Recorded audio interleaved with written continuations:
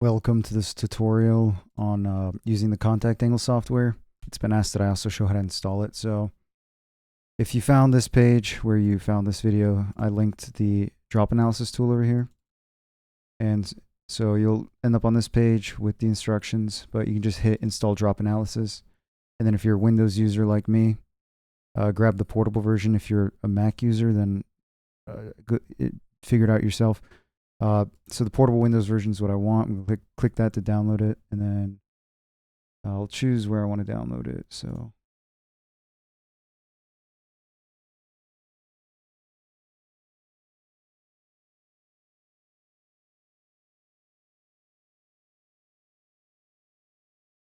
we'll all do this in real time because I don't feel like editing this video.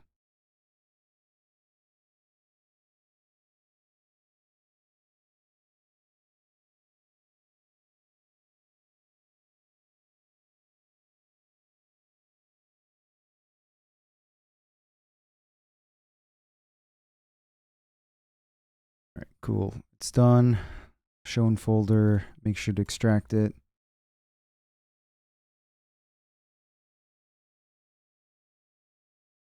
You can delete the original zip.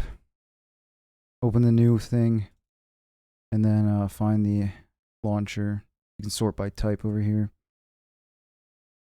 And just application. So CMD is going to launch, and you're not going to see anything happen for a few seconds, and then bam. It might take longer for some computers. My old one took a little bit longer to launch, but this one's faster. So, okay, now we need to put data in here, and in order to get data ready, we need to grab whatever was recorded in the lab. So in this case, I would be looking at something like this. 3 files, although it could be 2. This is only the pixel value for these. So make sure that they stay together because it's extremely important for the simulation team and for us. So anyways, we're going to click on the CIHX file, double click that, it should open the PV4, and now we're seeing what the video is. And we're just going to do some post-processing here. So we want to hit filters, and it always helps to hit this button and then zoom in. And I'm actually getting ahead of myself real quick. Let's go to 200% zoom in. So this is the half drop. And we need to trim for pretty much the frame before impact. You can step frames. I just trimmed the whole thing. All right, great.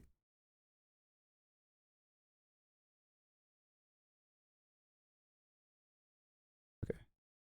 You can step frames to find it via this. It looks like it was already trimmed when we got it. So most of the time yours is not going to be trimmed. So you're going to want to trim it. And let's see if we can cut anything off the end here. There's no movement past this point. Nothing meaningful. So I'm just going to, okay, cut that over there. And actually, I'm just going to check one more time. Yeah, no meaningful movement. Okay. We'll just cut it. And then we'll do what I was originally doing. We'll zoom into one of the corners. And that does not look good. So the file name states that background subtraction was already made. So that's one thing to consider. Don't have to do that. And if we go on the filters, then we can start looking at what does and does not make it look good. So kind of just go through every single one. You also want contrast. So like for this one, level 2 is way better. And honestly, the best thing is to put this on linear. It's going to look a lot better. So yeah, so level 2 is the best for that. And then we'll check one more thing, which is going to be HDR, optimize, and then check which level. I always use level 3, but it does vary. So like in this case, I might actually go to level 4 because that does look better. Every video is a bit different, so don't just use the same presets every time.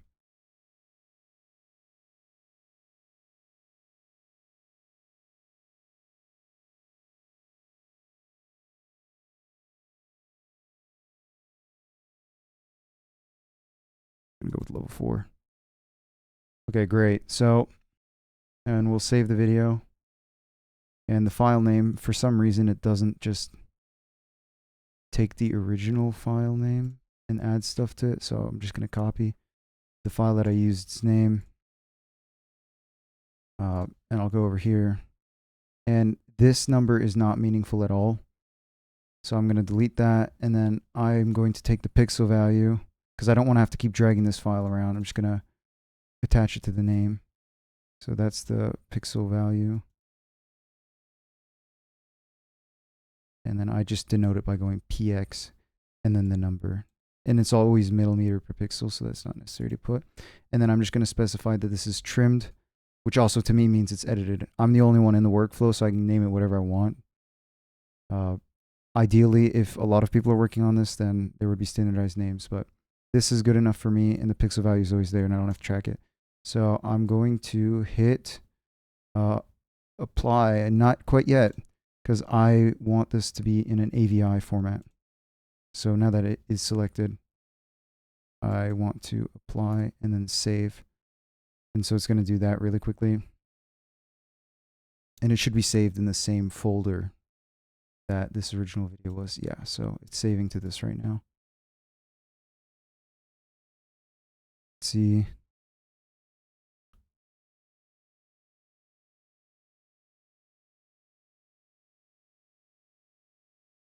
Okay, perfect. I'm just going to check, make sure it's all there.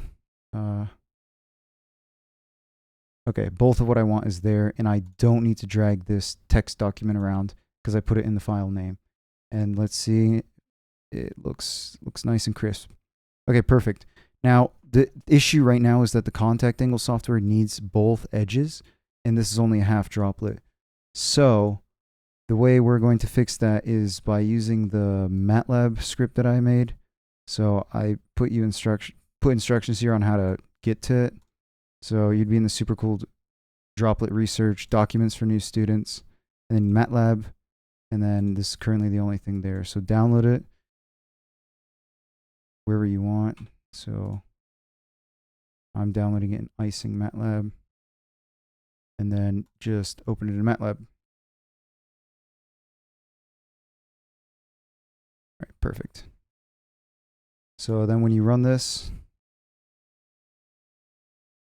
it's going to prompt you with this, and it's going to say, hey, which file would you like to use?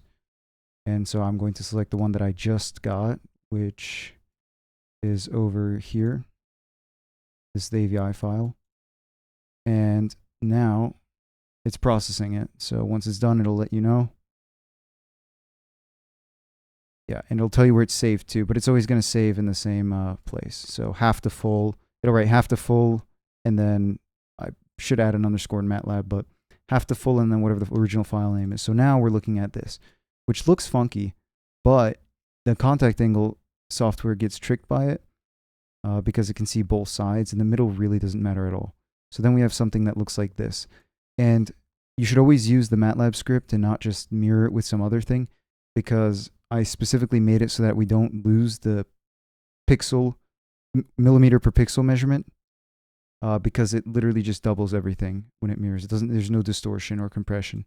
So this is the one that we're going to be using in the contact angle software. So I'm just going to full screen this. I'm going to hit open,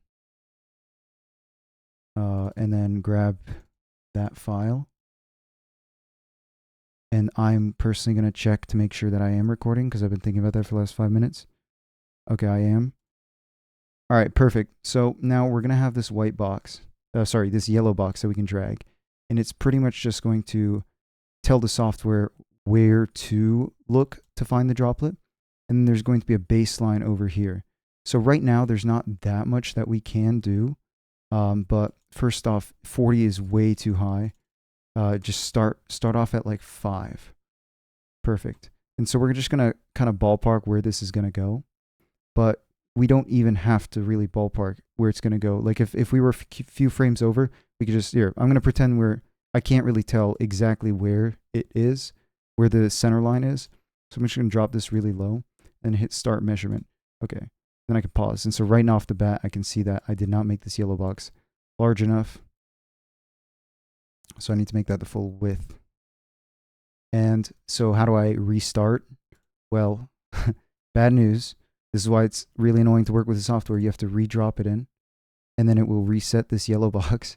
You'll have to drag it again, and it will reset this red plate where it is. So let's do start measurement again. And this is why I'm saying it doesn't matter where you put the red base plate at the beginning, because now we can see that little divot over there, and I still don't like this. So I'm going to continue until I get a sharp point right there. I like that because I can see that it's getting mirrored over there. So I'm going to drag one of these edges all the way on as close as I can get to being on that point. And you have to remember that it did spread a lot further out. So I'm going to get this farther out. And so just to clarify, what this red line is that when it's interpolating the angle, it's going to, so when we're doing linear interpolation over here, which edge detection is linear, it's pretty much going to draw a line from here to there. So you can see how that wouldn't be very accurate in this case. There's ways of fixing that. So then I'm going to try and drag this as close as I can.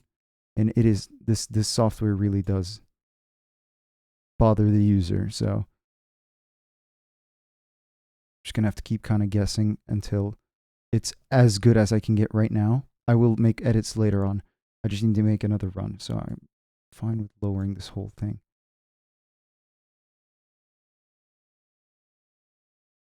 Raise this slightly until it's pretty much there. And I'm even going to lower the line because it's going to make the contact angle more accurate from here to there. I mean, let's see if this runs. So here's the bad news. I want to run it again, right? I need to re-import the file, replace this yellow box again, but these lines all stay. So I'm going to take my red line again, and I'm going to place it on the lines that are still there from the last attempt.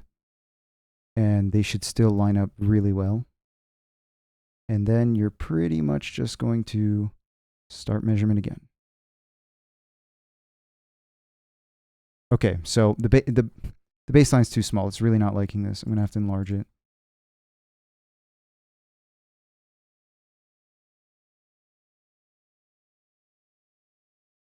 So right now it's running through. You see the amount of frames it has gone through. And there's no way of scrubbing through the video, by the way, to get this line. Like you just have to keep running it, adjusting it, importing it, and adjusting it. That's what makes this frustrating. So I do like that the orange and the blue lines are almost equal, because it is a mirrored video, so they should be about as equal as they can get. There's certainly room for improvement, and I will make some improvements. So let's look at how this ended. And okay, so here's what bothers me. And so you'll have these two red lines, and you'll want it to interpolate in between these two, but this green line is what it's interpolating, and for some reason it always places it lower, and I don't understand why. But anyways, that's what's happening. And so real quick, I wonder if I have MS Paint on this. Yes, sir. All right. So we have this right here. That's what we're looking at. The contact angle, let's make this better. Like this. Can I zoom in? All right, whatever. The contact angle is this measurement. It's from here to there. So when the droplet is spreading, it's going to be going out like this, right? And so this angle is going to be about 90 degrees when I don't even know what I ended up drawing at this point. Let me just restart. So when the droplet goes down and then it hits, and it does something like this. So that angle is going to look it's going to go almost out like this. which is going to make it about 180 degrees. That's when it's expanding at the beginning, which is why these data points are so high. So you expect it to go high and then go low. And then it'll go high, then low, and it'll start retracting and then go back up. And like in this case, I'm going to look at the data that I have and say that it only really, it doesn't staircase or rebound much, because you just see it go splatter, come back, and then pretty much stay over there. And you can, so that's just what I'm analyzing from looking at this data. And so I will watch the video real quick just to confirm. So it drops, splatters, and then it just kind of stays, right? Because oftentimes you'll see it'll go splatter, like it'll rebound and then go out and kind of do something like this and then eventually go. So it's not uncommon to see your data kind of go up and down and up and down. It'll eventually stabilize. So this doesn't look bad right off the bat, but we're going to try and get even better data, because I really want this blue and orange to almost line up perfectly, because it is a mirrored video at the end of the day. So looking over here, it's mirrored on this. I'm going to raise this just slightly.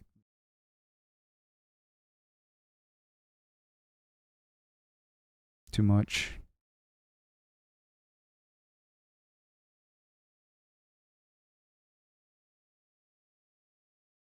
Okay, I'm happy with that. Let's check this one more time. That looks good to me as well. So I'm going to import this thing again. Line this red line up with what I initially had it lined up with.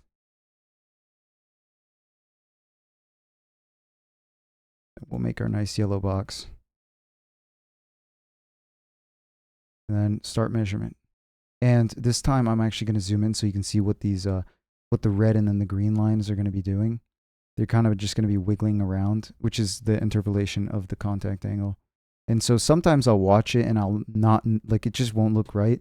So in that case, I'll show you what typically works for me.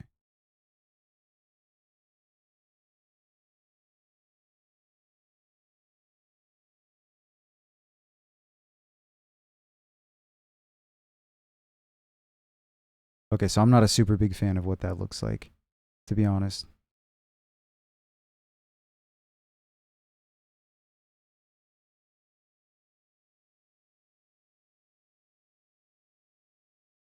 But it's worth noting, I had this perfectly lined up. Like, you can't even, every data point is exactly on each other. So, okay, there's this tolerance, but like, you know, they're pretty much on each other. So I'll give myself a pat on the back, because this looks really good. I would personally submit this to Patrick. And you're going to be like, what are these points that are really down? Like, when it should be really high, about 180. Why are there points that randomly dropped? That's not super abnormal. So when the contact angle is really high or really low, you'll often see some points that are just completely the opposite of what you would expect. So realistically, if you follow my mouse, it's kind of doing this, but it's just kind of losing a few points, and it looks like that. And so it'll go down, and then you look at these data points that come up, and I'll watch the video again just to see, but more than likely, it's not actually bouncing back up. It's just that the contact angle gets kind of low, and it loses it for just a little bit. It starts getting inaccurate, and then it'll bounce right back up. So in that case, you would just like, okay, these data points are from what, about 290 to 360, and you just null them out if you truly believe that they're inaccurate. But that's always going to be the graduate student's call. So if you get this data right now, it looks very nice. You can always mess around with the edge pixel fit, like lower it, raise it. I find that when I go past like lower than 4, it just doesn't start looking right. So how are you going to extract this? I'm going to hit save, and then you're just going to save data, and I'm going to save it in the same thing. So I get to name it whatever I want. So I'm going to name it speed 3 take 2 linear, because it's a linear fit.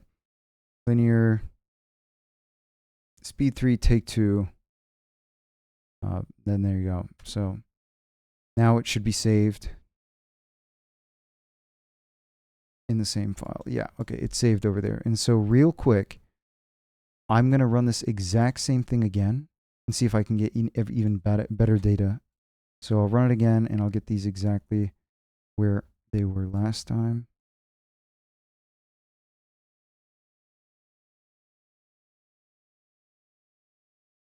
Okay.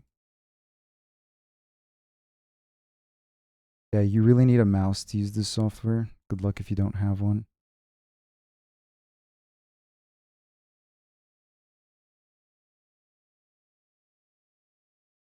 Okay.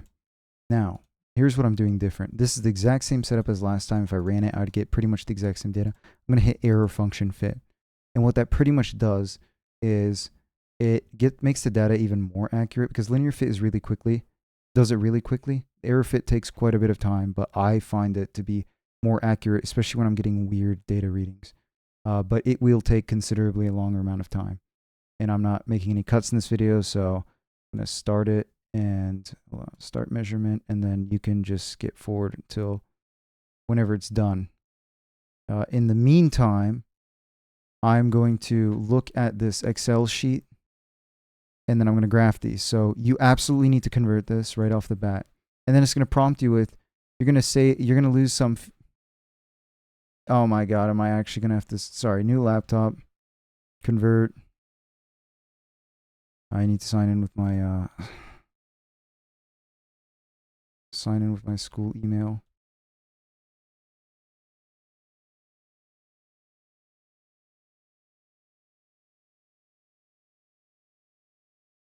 I'm changing my password right after this video, by the way. Oh, where's my phone? Okay. So that ideally you guys have all skipped past this, and no one's looking at this. Or I could just edit it out. I'm not doing that.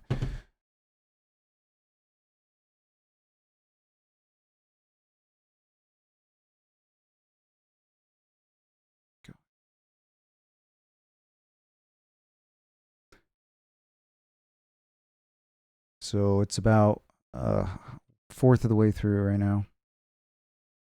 My computer's fans are definitely on.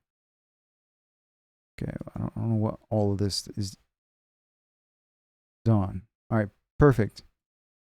Let me just reopen this, and then I will hit convert. And then I'm actually going to not do anything over here, because pretty much nothing that I do in terms of graphs is going to save. So I'm going to hit save as, and I'm going to name it the exact same thing, and then save it in the same location. And so then I will have two things here. I'm going to delete the original one. Useless to me. Just close these real quick. All right, I'm going to open the new thing. And what this is like an actual Excel document that's going to save the graphs that I put. Otherwise, you're going to put the graphs. The next time you open up the file, it's not going to be there. So how do you put the graphs? You're going to hit the column that you want to graph, and then hit the graph button, and then graph it. Cool. So that's theta left. And theta right should look identical, or about as close as we can get, because it is a mirrored video.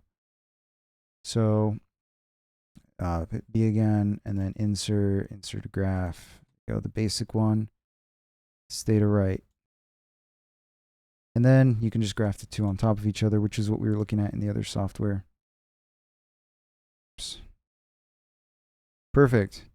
They're on each other, and you can't even tell the difference. That is really nice. So hit Control S, and let me just open it again. Yeah, you see the graphs are there. If you did not resave it, then those graphs would not be there the second time. So this is pretty much good to submit to a graduate student at this point, but you can always wait for this to finish, and you might lose some of your life, but at least you'll get some confirmation that your data is good. So if we like zoom in, this right off the bat looks a lot better. Although what always happens is that this baseline seems like it's almost a bit too low, but as it keeps retracting, it's going to look like it is at the right spot, and then it isn't, and it is, so.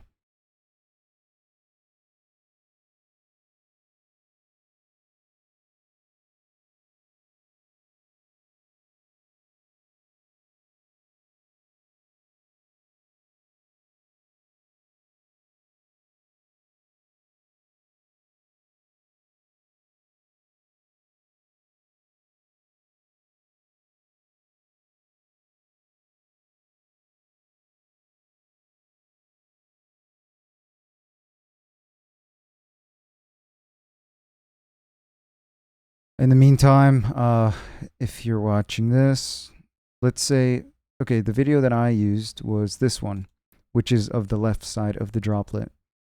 What if for some reason you took a video only of the right side of the droplet? Well, in that case, you would go to the my Matlab file, read my comment, and says, use this if your video is for the right side of the drop. Then you uncomment this, or you do this, and then you would run, and then it would work perfectly for having a video of the right side. And then you can also change the file name over here, which I'm about to do because I did note in the beginning of this video that I wanted to add a underscore over there. So that, let's just save this. All right, perfect. Is this thing done? Okay, 200 more. I would feel very comfortable cutting it off right now because I don't think this data is. Well, I spoke to. It is retreating, maybe. No, okay. I'm going with what I was saying. I'd feel comfortable cutting it off right around here. I don't think anything past this point is super meaningful.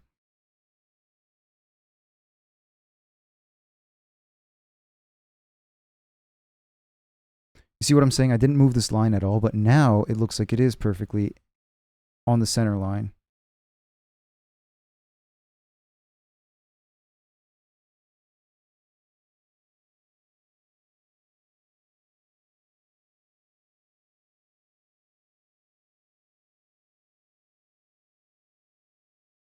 Okay, we're almost done.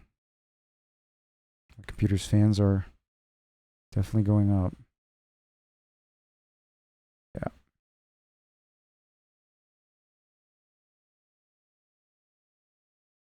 All right, it's done. Perfect. So let's just save the data. And I'm going to name it the exact same thing as the last one.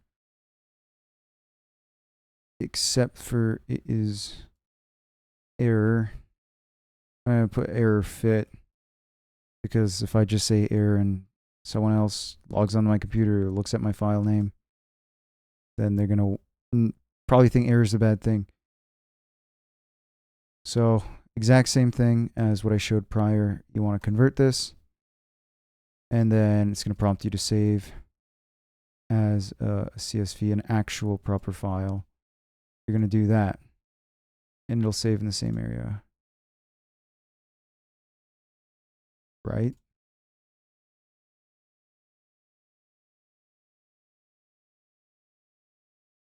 Where did it just save this? On my OneDrive. Perfect. All right.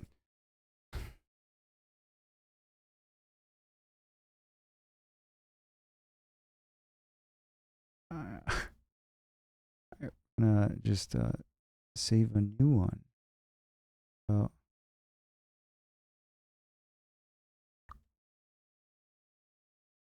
I feel like a boomer right now. Hello?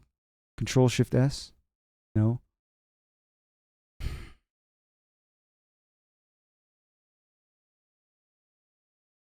All right.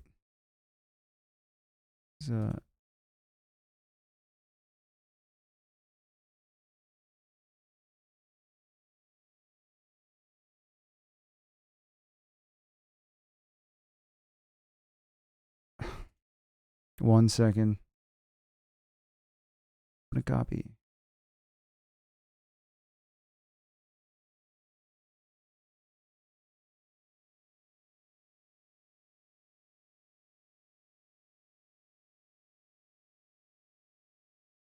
okay, whatever. Save as, and then how about we actually save where I want it to go.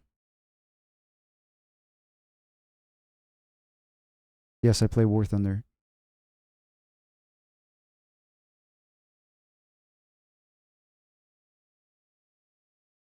Perfect. All right. Slight detour over there. But if that happens to you, well, hopefully it doesn't happen to you. We can delete the original. Now this is the new one. And as I stated before, but you probably skipped the video, we're just doing this so that it will actually save the graphs that we create. So then again, hit A, insert a graph, that's theta left. B, insert a graph, that is theta right. And then select both of them, insert another graph with both of them on top. And then again, look at this absolute beautiful data collection. There's only like a few points here that are just, the angle is so high, it's just putting them pretty much as 0. But just don't look at this, and then all that looks pretty clean. So I would feel comfortable submitting this to a graduate student. And then let's just compare our two graphs to each other. So one of them was linear fit, and the other one was an error fit. So it almost looks like there's a bit less noise in the error fit. It took a lot longer, and it wasn't worth it. But this peak over here is non-existent on this one. There's less noise towards the end over there. So it is a bit more accurate, but it's a trade-off of time, certainly, and processing power for sure. So that is pretty much the end of the tutorial. Yeah. So hopefully you learned how to use this at some point. And then one more thing to note. So let's see. There's an error that you get if you, okay, let's run this again. Well, let's do linear interpolation. Okay. Here's an error that you might run into. So this baseline, let's say when a baseline was 1, you set it here, you set start measurement. Yeah, it just stops. So you don't know what it is. And you get a nice little error here. And if you're wondering, okay, let me look at documentation, see what this error means. Good luck. There is no documentation. I'm the documentation. So just increase this a little bit. Obviously place it on the line that you want. And there you go. It should work. Or another thing is if you have it way too high, sometimes it causes an error, but not really, ever.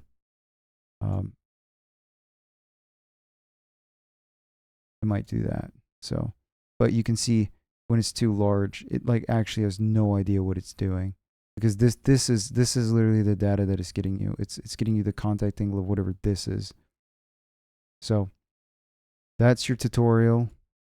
I hope you enjoyed that. Sorry for the boring parts, but I'm doing this in one take because I have an assignment due. I have a lot of assignments. It's exam week, pretty much. So bye.